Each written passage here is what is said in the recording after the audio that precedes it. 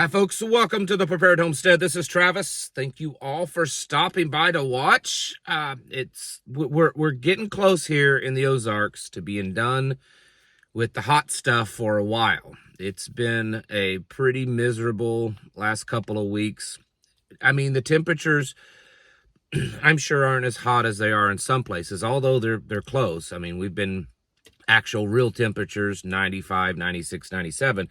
But we've had really high humidity with that. Usually, we get our really hot stuff a little bit later, maybe early to mid-August, and it's dried out. But we had a really wet spring and summer, and so it's still really green out. You know, the grass is just now starting to kind of, wither and turn brown. So we had a lot of moisture and then a lot of heat at the same time. So it's been really miserable, very high humidities, and the heat index and all that dew point, everything. It's been kind of miserable. So I think we've got maybe today and tomorrow, we're supposed to get some rain coming in and then cooling off to, low to mid 80s for a few days. So that's going to be nice because it's been rough around here. A lot of little things in the news, but definitely some important stuff. So yesterday afternoon, evening, in New York, many of you have heard of this. There was a guy that went on a shooting spree. Tragic. There was some lives lost, I believe 4, including a police officer, and then 1 or 2 injured. And of course, that in itself alone is tragic. The news is reporting that the identity of the person that did this is Islamic, Muslim. But there's also some weird stuff to it. Some of you that are a little deeper into the conspiracy pool, the guy reportedly took his own life. They were searching for him, but he reportedly entered one of the high-rises, went up to the 33rd floor in a Blackstone office and took his own life on the 33rd floor of Blackstone. I don't know. I mean, I guess it could be coincidental, but it just happened to be that number of the floor, and I don't know. We'll see. It's hard to say anymore, but it is quite strange. The DOJ, this flip-flopping back and forth, can't keep up with the change of the story and the lies. But remember a few weeks ago when the Department of Justice, Pam Bondi, released the footage of Epstein's cell. Remember that security camera that we were told a few years back didn't exist? Well, guess what? It did exist, they claim. And they said that it was a picture or video of his cell, and that it showed that no one went in or out for a long time, for hours. Now, for one thing, a lot of people were saying, wait a minute, that's not the same picture and same cell that's shown in other photos, but okay. But then the big thing is the video they released, there was some missing time from it, 1 minute to 3 minutes cut out of it. Pam Bondi came on TV and explained that it's because of changing of video. It's always been that way. There's always like 1 minute missing and all this kind of stuff. Well, now the DOJ is coming out and saying, oh, no. There were no minutes missing. There was not 1 minute cut out. There was not 1 minute missing. You're all incorrect. So if that's true, why did Pam Bondi say what she did a few weeks ago? I don't know. It makes no sense. It's crazy to me. The back and forth. I think this is that mind psyop stuff. They got to keep it back and forth, and it's almost like a MK Ultra kind of thing, in a way. Kind of keep your brain fragmented because it's just all over the place. I don't know. The president has announced a trade deal with the European Union. It's only the 5th officially confirmed done deal. Now, a lot of people, including the White House, are claiming many more trade deals have been accomplished, but the ones that are absolutely on paper, confirmed, both sides recognize that it's correct. This is only going to be the fifth one.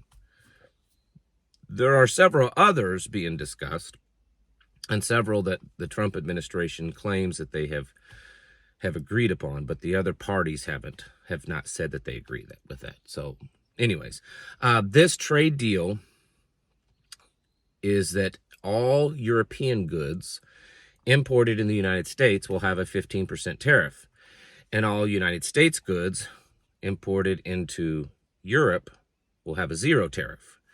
Now, on one hand, it may look good for businesses. It helps make American companies more competitive in Europe, but it's attaching a 15% tax, flat tax basically, to everything in Europe coming into the United States.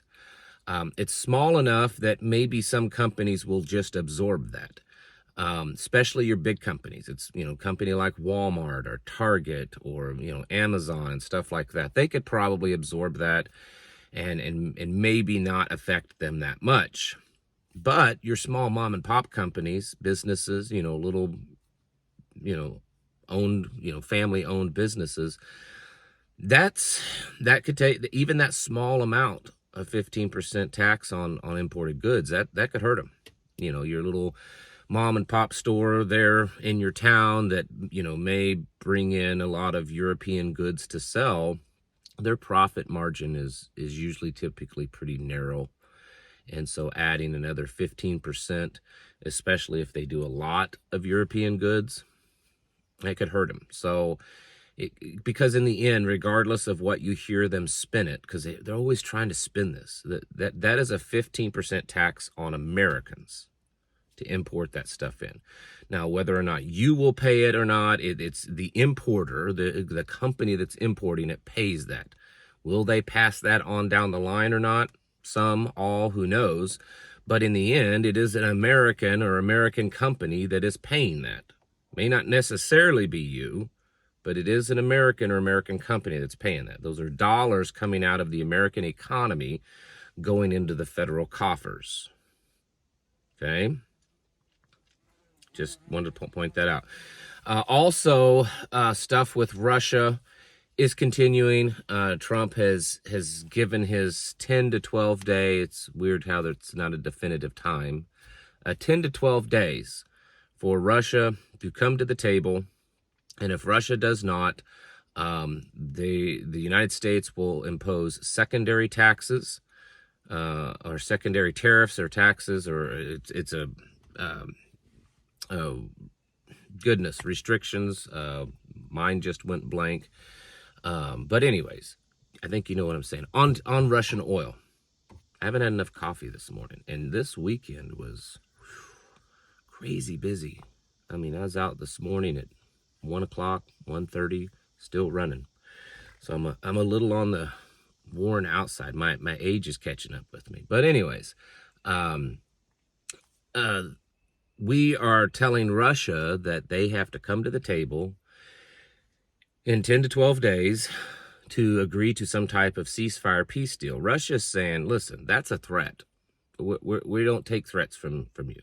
We will be done with this when we say we're done with this. We have objectives to meet, and we will continue to meet those regardless of what the United States says. In the United States, Trump is saying, then we will slap some taxes, some penalty fees on any nation that buys your oil. And so what would happen is let's say it's India. Let's say India is purchasing oil from Russia, then we would tack on maybe a 50% or even 100% tariff onto Indian goods. Now, of course, that 50 to 100% tariff would be paid by, again, American companies that's importing it and possibly trickled down to you. But it's probably going to also reduce the amount of goods from India or China or wherever. So it could also cause one of those countries to potentially think twice about buying Russian oil. They may say, you know what, this isn't worth it. We'll find oil somewhere else. And then, of course, that could hurt Russia. It could hurt Russia, that they may not be selling as much. That's their big thing, is their oil. So at what point does Russia say that this is an existential threat to Russian sovereignty and Russian nation as a whole? Because they've talked about that before. In fact, they've recently talked about that these types of things that's being done to them, it's a threat to Russia, to Mother Russia as a whole. And the big reason why that's such a big deal is that Russian nuclear doctrine is very different than the United States. And it doesn't have to be, we're painted into the corner, we have nothing, left to live for, okay, push the nuke button. Russia says that they will use a nuke on another country if they feel that that country is threatening Russian sovereignty and threatening Mother Russia in an existential way. So it's something to keep in mind. And I'm not on here making some claims that I believe that Russia is going to nuke the United States anytime soon. I would highly doubt that a lot. But it doesn't mean that Russia would not increase their attacks on Ukraine and potentially actually move into NATO territory. It's a serious deal. We're poking the bear. Russia is dead set on completing their mission. I mean, who knows? It could be the last day of the 10, 12 days, and then Russia's like, okay, well, we finally completed our objectives. Okay, we'll come to agreement. And then it's all over. But it doesn't appear that that's the case. Russia propaganda has been throwing out a lot of slurs and jokes and stuff about specifically Donald Trump. Dmitry Medvedev, which is I can't remember his title. He's the president of their it's their representative body, like their house, their Senate or whatever. The name slips my mind this morning, but he's the head of that. So he holds, and holds a pretty high position. He used to be the president, and he's kind of the mouthpiece. And so they've been spewing out some slurs and attacks, verbal attacks against Trump, which is, just going to make Trump a little bit more mad. But it's all part of the plan too. It's all orchestrated, folks. It's all orchestrated. And it's all moving us closer and closer to a conflict, draining economies, draining, weapons of war, keeping everything just tumultuous. So that I think at some point in the future, they can say, well, we need a little bit more, overall control of this. We need this like one world government body that brings peace to everything, right? But we can't just have a human do that, because a human can be swayed, and a human has emotions and, opinions and is biased. We'll use a computer. We'll use the AI. We'll have Skynet and the Terminator and all this kind of stuff. Oh, if John Connor could be here today. Anyways, so this kind of stuff is definitely, moving forward. Also the threat along with us putting sanctions, that's the word I was looking for. I know many of you already said it in the chat or in the comments, but sanctions, more sanctions, secondary sanctions on Russia, is that NATO would start also using American long-range missiles into Russia, or at least give the approval of those long-range missiles. So the United States gives approval to NATO for NATO to give approval to Ukraine to use American long-range missiles into Russia, which could easily hit, targets in Moscow, which would be a major, major game changer. It's just a lot of stuff. There's more heat on Israel over Gaza. And of course, Israel is saying that there's no starvation there. You're all delusional. Everything's fine. They're making sure everyone's eating properly. It's just one thing after another. The idiotic idiocracy of a psyop that is going on, if you really can sit and take a lot of it in and take it in with very open eyes, it's almost astonishing. And it's crazy to me that so many people just don't see it, that they've been completely brainwashed. That's part of the, you know, public education system and the vaccines and the, you know, fluoride in your water and the stuff they spray in the air and all the dyes and the seed oils in your food. It, you know, it makes people dumber and more complacent and all that kind of stuff. But that's a whole nother video. Anyways, the world is crazy, and it's slowly falling apart, although I think the speed is picked up a bit.